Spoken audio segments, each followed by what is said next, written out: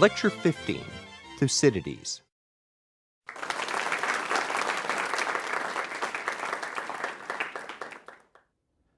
In our last lecture, we explored Sophocles, the writer of tragedy, and his magnificent play, Oedipus the King. Today, we turn to the life of an equally seminal figure in the intellectual history of Athens in the age of Pericles, the historian Thucydides. Now, the Athenian democracy, the creative revolution unleashed by this first democracy in history, gave birth to the liberal arts as we understand them, as they were defined by Aristotle as the learning suited to a free individual. In Athens, the 5th century BC, as a product of the tolerance and freedom of thought and speech that marked the Athenian democracy, was born scientific medicine. It was the time of Hippocrates, in which, for the first time in history, disease was attributed to natural causes. It was not the gods coming down and visiting a plague in the writings of Hippocrates and in the way he practiced medicine. Medicine could be understood as a series of natural consequences and could be treated by natural remedies such as diet. Climate played a role in disease as Hippocrates understood it. And well, the first task of a doctor was scientifically to examine a patient, to find out the causes for a disease, to follow its development. Secondly, along with scientific medicine, came the search for truth in the form of philosophy, the love of wisdom, and the idea that the mind of man, reason alone, could carry us to truth. So philosophy, scientific medicine. Tragedy was born in the Athenian democracy, as we have seen, as part of an education for the awesome responsibilities of self-government. In the Athenian democracy was born also the scientific study of rhetoric, how to give speeches so that men could be persuaded to follow your ideas. And history. History is as much a product of the Athenian democracy as is scientific medicine and rhetoric and philosophy as we understand it. History grew in the Athenian democracy as a means of educating from the lessons of the past. And it is no coincidence that our first true history, the history of Herodotus, although written by a non-Athenian, was written for an Athenian audience and first narrated to them. And the second of the great historians of history is Thucydides. And unlike Herodotus, he is an Athenian citizen, and his history, his immortal pages describing the Peloponnesian War, are as timely and as vivid today as when they were first written. Thucydides. At first glance, he appears rather different from Herodotus as we read the two. Thucydides is the scientific historian. Herodotus, on first reading, appears to be a garrulous storyteller. There's little of storytelling in the somber pages of Thucydides. Herodotus always has the gods coming in, intervening, takes oracles very, very seriously. The gods play no factual role in the history of Thucydides.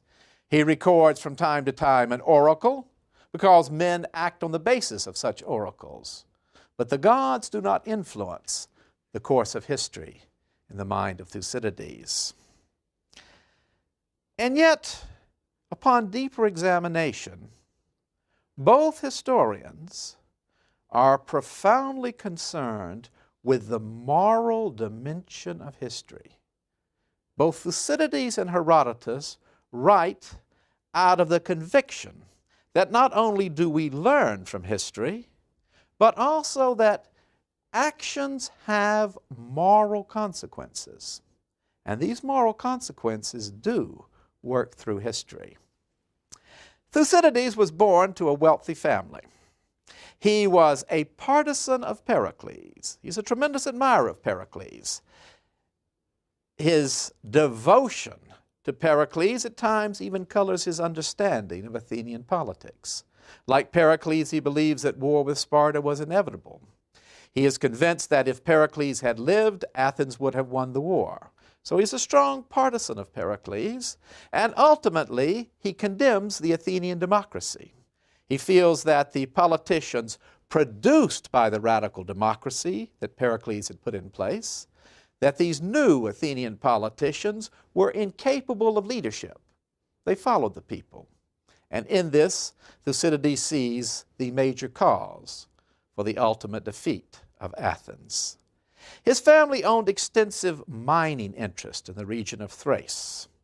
As a youth, we are told, Thucydides heard a reading of Herodotus' history at the Olympic Games, and he was moved to tears. In 424, he was elected general, one of the 10 generals for the year, and he was entrusted with an extremely important command in the northeastern part of Greece, in the region of Thrace, where his family had these gold mining interests, around the city of Amphipolis, an Athenian stronghold absolutely essential to protecting the Athenian grain supply from the Black Sea. Its gold, very important to the Athenian economy. And it was, the city of Amphipolis, assaulted by a Spartan force under the command of the bold and innovative general Brasidas. The troops, the Spartans, came on a wintry winter night, on a cold and stormy night. They seized a bridge that was inadequately protected, and when the garrison appealed to Thucydides, who was in command of a fleet, he came as quickly as he could, but too late, to prevent the capture of the city. And so Amphipolis was taken by the Spartans, and upon learning of this course of events, Thucydides was exiled. It was extraordinarily harsh exile, not a 10-year ostracism, but he was exiled. And the charge may very well have been treason, that he was so negligent that only treasonable activity could explain it. It is also very likely that the decree sending him into exile was brought forth by the popular politician Cleon. Thucydides can never write of this politician and general without the most extreme venom. And Cleon may very well have been responsible for the exile of Thucydides. But that exile permitted Thucydides to travel throughout the Greek world during the war, collecting material, interviewing eyewitnesses, and if he failed as a general, he was a tremendous success as a historian. His influence has echoed down the centuries. In antiquity, he was regarded as the model of the writing of history. The great Roman figure of Tacitus modeled his history of imperial Rome upon the somber, objective truths of Thucydides. In the Middle Ages, he was read in Byzantium, and he was rediscovered in the Renaissance. For the founders of our country, Thucydides was the eternal manual of statesmen. John Adams urged his son, John Quincy Adams, to devote himself to the study of Thucydides. He is far more valuable, said John Adams, than Plato. His knowledge of human nature shows us why history is such an important discipline. Human nature never changes. And when Thucydides describes the politics of the Athenian democracy, you see before you the future of our own country. George Marshall, Henry Kissinger have been great admirers of Thucydides and his history. Thucydides began to collect material for his history at the very outbreak of the war, and he was convinced that it would be the greatest war in history. He understood that wars of the past, however much they might be inflated in the pages of Homer, could not compare to this war that broke out in 431, because at that time the economy of Greece and the nations themselves were at the very apex of military and financial strength. He understood that it would be a long war, unlike most politicians, and he understood that it would stretch the limits of both combatants, Athens and Sparta, to their utmost. He also understood the importance of economics to history. And he begins not with the immediate description of the events leading up to the war, but with a discussion of the early history of Greece and how gradually, as economies grew stronger, as commerce and trade grew stronger, nations grew stronger. And so he understood the interconnection between economics and political power. And he understood that economics were an important motivating force for this war. So there's far more of the scientific, modern air to the historian Thucydides than to Herodotus. And indeed, he has been called the first truly modern mind. Moreover, he understood the importance of gaining every possible insight. And so he interviewed wherever possible eyewitnesses, balancing one source against another to come up with what he believed was the truth. And he frequently comments on how wrong the traditional view of events is. So he carries out that scientific search for truth. But he also is a rhetorician. He knew the importance of speech. He knew how the Athenian assembly was moved to action by powerful rhetoric. And so he includes again and again in his history pairs of speeches in which the argument is given from both sides. And he says, even when I was not present for a speech, I tried to understand the context in which it would have been given and deduce from that what men must have said. Now, this use of speeches in this fashion has frequently frustrated contemporary historians of our own day, and yet it shows Thucydides' understanding of the very world of politics in which he lived.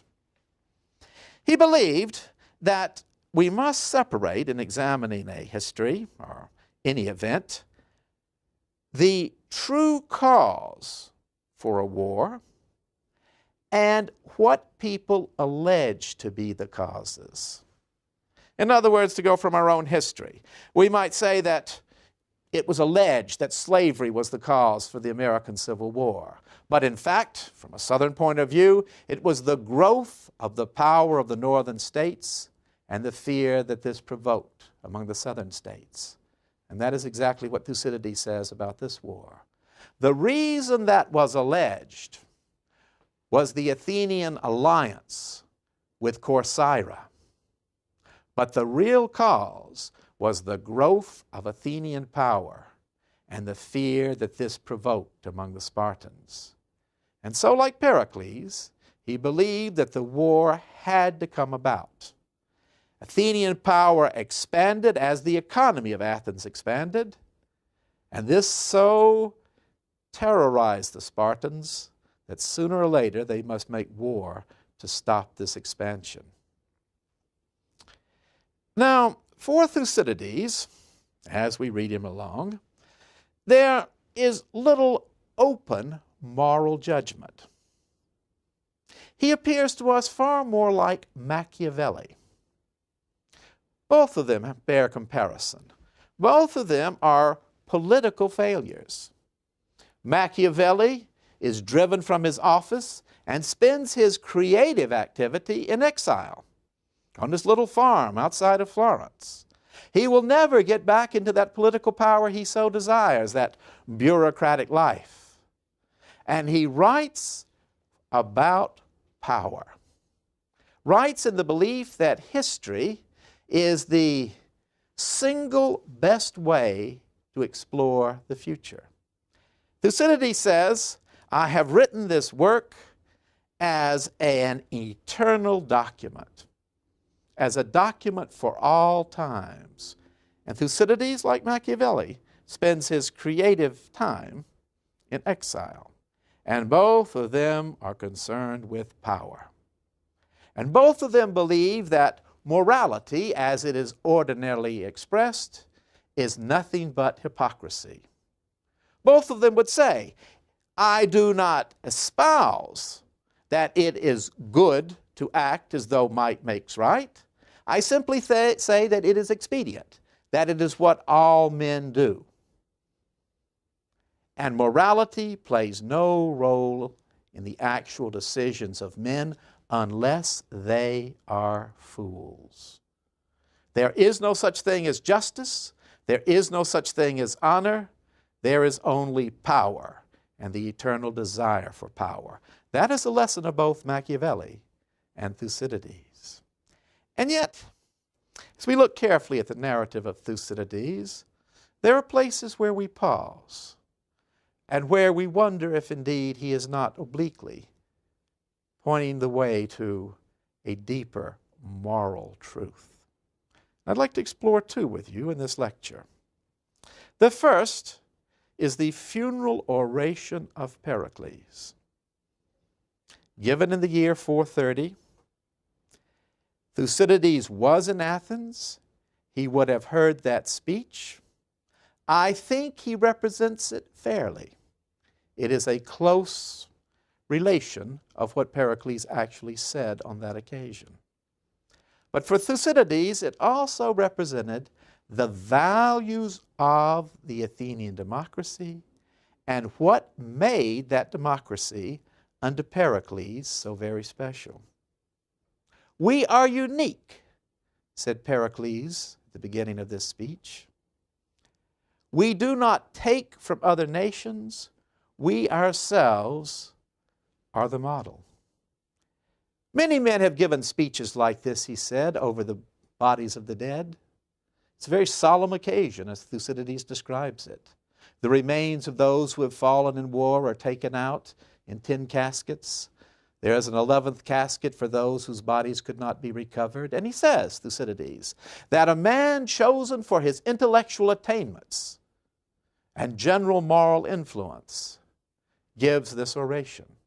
And so Pericles says, many have spoken on this occasion. They have said that we honor these men by this speech. But we cannot honor these men. What they have done, dying for their country, is to honor us. So I will not speak at length about them, because it is a fact of human nature that if you praise someone too much, it will not be believed. We will believe praise about another only until it reaches a level of something we could ourselves accomplish. Beyond that, we are suspicious. Nor will I speak at length about the achievements of our ancestors. It is enough to say that they laid the basis for this empire, and we, men of middle age now, have expanded it. No, what I want to do is to talk about our country, about this uniqueness, that we are a democracy, that we are a government of the people, by the people, for the people, that we believe in equality before the law, that we are a tolerant society. If someone does not live the way we approve, not only do we not punish them, we don't even give them sour looks to hurt their feelings. We are an open society, and unlike the Spartans, we do not carry out periodic deportations. We do not drill and train our young people from their birth to be soldiers. And the constant contrast is between the freedom of the individual in Athens and the enforced rigor of life at Sparta. And yet, when our men go out to battle, they are as brave as any other. And the fact is shown that when the Spartans attack us, they come with all their allies, fearing to meet us openly and alone. We are brave out of reason, and we reach our decisions in the assembly based not on the emotion of the moment, but on calm and prudent thought. We carry out festivals to refresh our bodies. We are lovers of wisdom and beauty, and we achieve this without allowing it to make us soft. I tell you that the Athenian is master of himself and does it with exceptional grace and versatility. The well-rounded citizen of a free nation. And it is for this nation, and he is pointing up to the Acropolis as he speaks, that these men have died. Oh, each of them had his faults. But when the moment of truth came, they stood in the line of battle. They chose to die rather than to dishonor themselves. And in so doing, they have wrapped themselves in a mantle of glory that will never fade. We must make up our mind to be worthy of them, to understand that freedom is our very lifeblood, and courage is essential to maintaining that freedom. That is the nation for which they died, and for which you, their parents, their brothers, must be worthy. Now, this speech, celebrating the glory of Athens, and as we have mentioned, making no reference whatever to the gods, is immediately followed in the pages of Thucydides by the beginning of the plague. That is perhaps historical coincidence? I don't think so. Even his hero Pericles can be guilty of outrageous arrogance. And Thucydides tells us that by ignoring the gods, this plague came upon Athens. That is the deduction we can draw from it. And Pericles himself, along with 1/4 of the population of Athens, would die in this bubonic plague. That is the first time. With the removal of Pericles, new politicians come into power. They are politicians who, even more than Pericles, speak openly the doctrine that might makes right, that there is no such thing as words like justice, and the only important thing is success. Thucydides makes this theme the centerpiece of his dialogue between the Athenians and the Melians. The war had wound down to a conclusion by 421. Neither Sparta nor Athens seemed capable of winning the war, and in 421 they signed a peace. In many cities of the Spartan alliance, there was great anger over the peace. Not everyone in Athens believed that a peace should have been signed. There were many who thought the war should have been carried on to final victory. And so, no sooner was the peace signed than Athens began to maneuver to break it. And in 416, the Athenians launched an invasion against a small neutral island, the island of Melos. It was geographically within the orbit of the Athenian Empire, but it was a neutral nation and a colony of Sparta. And all through the long years of the rise of the Athenian Empire, the Athenians had respected the neutrality of this little island of Melos. Now, looking for a reason to make the Spartans declare war, the Athenians invaded Melos. And Thucydides takes this single action, one of many that occurred during the war, but raises it out of the past and makes it live forever by putting the discussion between the Melians and their Athenian counterparts into the form of a dialogue. It is the only such dialogue in Thucydides' history, and it takes us back to the dialogue that is the very hallmark of tragedy. The Athenians land on the island, and they send a few deputies to the Melians and say, before we destroy your island, we are going to give you the chance to surrender. And the Melians say, we will not allow you to talk to the people as a whole, but you may speak with a few of us. those who are the leaders of the government. And we will ask your reason for invading a neutral island. And then the debate begins. And the Melians say, our first question is, why are you here? What have we done to deserve this? And the Athenians say, let us get some ground rules straight. This is not a debate. This is not an attempt to persuade you that we are just in demanding your surrender. It is simply for you to understand some facts and to act on those facts in your own best interest. Understand, Melians, that words like justice have no meaning for us. Justice exists only for those who have power. You do not have power, and we do.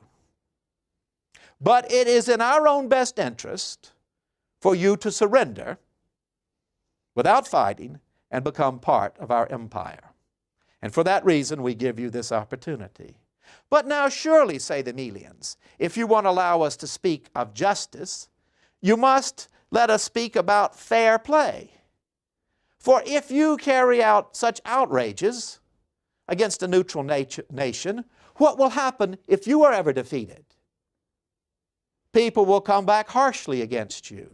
And the Athenians say again, please just listen to the ground rules. We are not talking about ourselves. Let us worry about ourselves if we should ever fall. In fact, if we should ever be defeated, Sparta will treat us kindly, perhaps. But that is not your worry.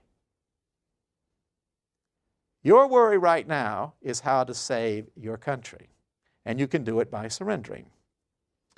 But don't you see, say the Melians, that if you attack us, a neutral nation, it will harm your reputation? No, say the Athenians. What will harm our reputation is allowing a neutral power like you to exist, because all around you are our allies, and they think the reason we don't attack you is that we are afraid, not so much of you, but of the Spartans coming to your aid. So your continued independence is the danger to us. But surely, say the Melians, if you are willing to go to such great lengths to conquer us, a little nation, we should stand up and fight. That is the honorable thing to do. Say the Athenians again. You keep bringing up these words like justice and honor. There is no such thing as honor. It is a word invented by men to excuse what they intend to do. Well, then let us look facts in the face, say the Melians. The Spartans may come to help us. You see, Melians, not only do you cling to old-fashioned terms like justice and honor, but you cling to hope. Hope has led many a man and many a nation to disaster. The gods will protect us. Of the gods we believe, these are all the stories, that might makes right. How did Cronus get his power? He castrated his father. How did Zeus get his power? He bound up and destroyed and buried under the ground his father. The gods know that might makes right. And as for the Spartans, they are remarkable in being able to equate justice and honor with their own self-interest. We give you one more choice. Surrender, live, or cling to your hope. The Melians excuse themselves. They come back. And they say, we will not give up the liberty that has been handed down to us from our fathers. We will fight you, men of Athens. And at the end of the dialogue, the Athenians say, of all men we have ever encountered, Melians, you seem to be the most able to delude yourself into disaster. And so the Athenians attack Melos. The city is captured, and all the men of Melos are put to death, and the women and children sold into slavery. And that little nation disappears from history. Thucydides does not make a single comment himself about this brutal statement of might makes right. But the very next sentence, after he has described the murder of the Melians and their enslavement, he says, in that same year, they made the decision to sail to Sicily. The moving force behind the enslavement of the Melians, the moving force of the decision to sail to Sicily, was the nephew of Pericles, Alcibiades. And to him we will turn in our next lecture.